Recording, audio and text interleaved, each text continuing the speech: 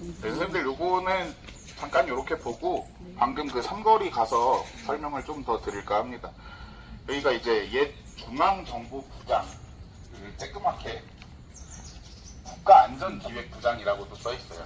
같이 썼던 건물이죠. 그 중앙정보부가 안기부로 바뀌면서 부장이 살았던 공간입니다.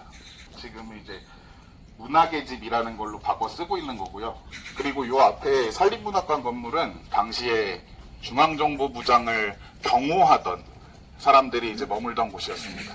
여기 머물면서 언제든 튀어나와서 시키면 할 수 있는 그렇게 바로 앞에 지어놓은 곳이었습니다. 가끔씩 여기는 뭐 문학 행사가 열리는 것 같긴 한데요. 제가 왔을 때는 계속 좀 이렇게 문이 닫혀 있는 상태긴 했습니다. 그러면 다시 내려가서 그 중앙정보부 설명 조금 더 드리도록 하겠습니다. 네, 선생님들 여기서 이제 설명 드리려고 하는 건 방금 그 중앙정보부장 공관도 봤는데요. 요 일대가 이제 중앙정보부, 이어서 안기부, 국가안전기획부가 사용하던 그 일대입니다. 여기에 이제 41채 정도의 건물이 있었다고 하는데요. 지금은 다 사라졌습니다.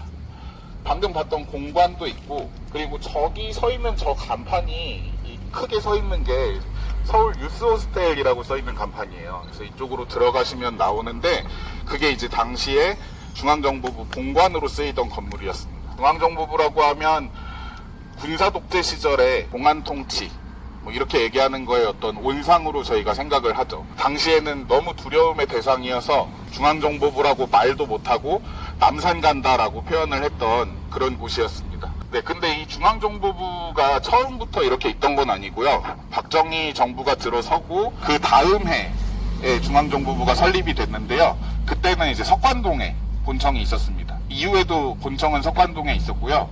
여기는 박정희 정부가 유신을 하면서 분청을 세운 거예요.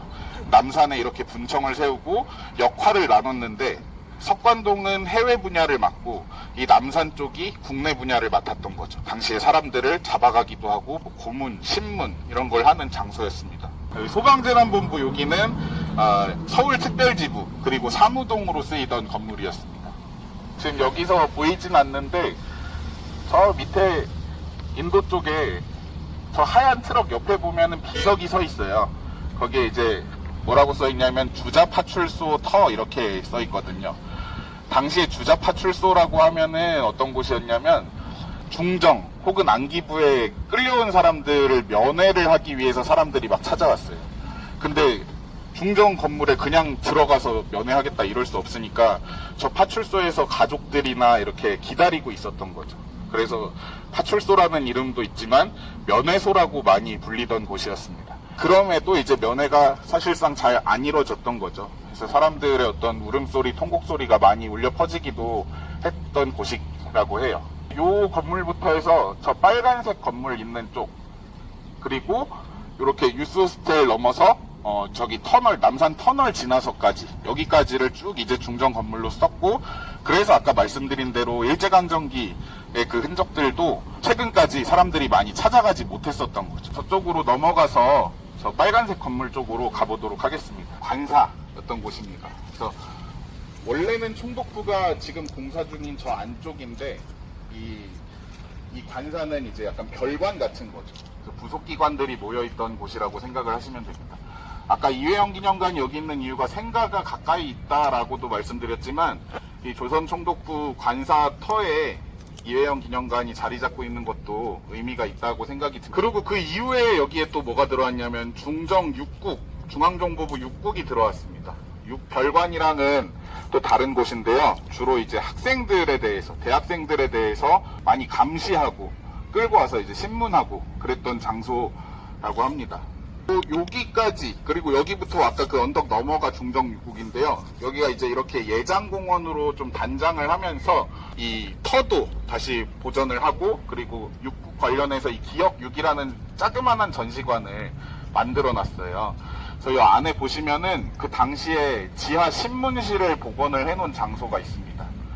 그리고 어떤 영상이 나오는데요. 당시 중정에 대한 이미지를 그려주는 영상인데, 저희가 이걸 다 보면은 너무 길어서 어차피 다 못 보고요. 한 5분 정도만 요 안에 들어가서 둘러보고 나오시면 괜찮을 것 같아요.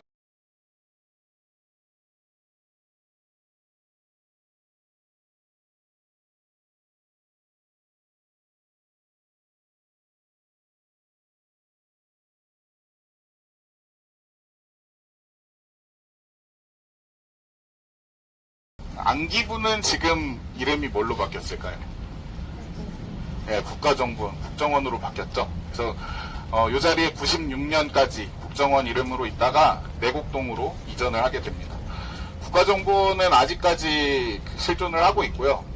지금은 이제 대공수사권을 경찰에 넘긴다라고 하고 있는데요. 그러면서 이제 경찰이 요즘에 최근에 뉴스 나온 게 홍제동 대공분실을 다시금 쓴다라고 얘기를 하고 있어요. 원래는 경찰 내부의 인권 관리 관련해서 그 대공분실을 다 본청으로 몰아 넣어라라고 얘기를 했었거든요. 그래서 대부분의 대공분실이 모였는데 아직 홍제동 그 대공분실은 이전을 안 한 게 드러난 거죠. 심지어는 그걸 다시 사용하겠다라고 얘기를 하고 있는 거고요. 그리고 또 한 가지는 국정원에서 최근에 이제 통일부에다가 간부를 파견했다고 합니다. 통일부라고 하면 이제 남북관계 개선이라든지 교류에 관한 곳이 돼야 될 텐데 국정원이라고 하는 이름과는 좀 거리가 있어 보이죠. 국정원 간부를 보냈다고 하는 거는 통일부에서 어떤 업무들을 진행하려고 하는 것인가 이런 걸 좀 짐작을 해볼 수 있을 것 같습니다. 과거에 이 중앙정보부라고 하면 한 가지만 말씀드리면 국제사법사상 암흑의 날이라고 불리는 날을 만들어낸 곳이죠. 당시에 이제 인혁당 재건이 사건이라고 해서 70년대에 처음에 60년대에 한일협정에 반대하던 사람들을 잡아놓기 위해서 이제 인혁당 사건이란 이름을 붙였는데 그 10년 후에 인혁당 재건이 사건을 얘기하면서 다시금 학생들이랑 제야 인사들을 잡아넣었어요. 근데 그 중에 8명에게 사형 판결을 내리고 불과 14시간 만에 사형을 집행합니다. 여기에 면회를 왔던 가족들은 판결이 났으니까 형 집행 때 전까지는 볼 수 있겠지라고 생각했는데 이미 사형이 집행된 후였던 거죠. 이거에 대해서 이제 국제법학회에서 사법사상 암흑의 날로 규정을 했습니다. 그런 일들이 실제로 있었던 곳이고요.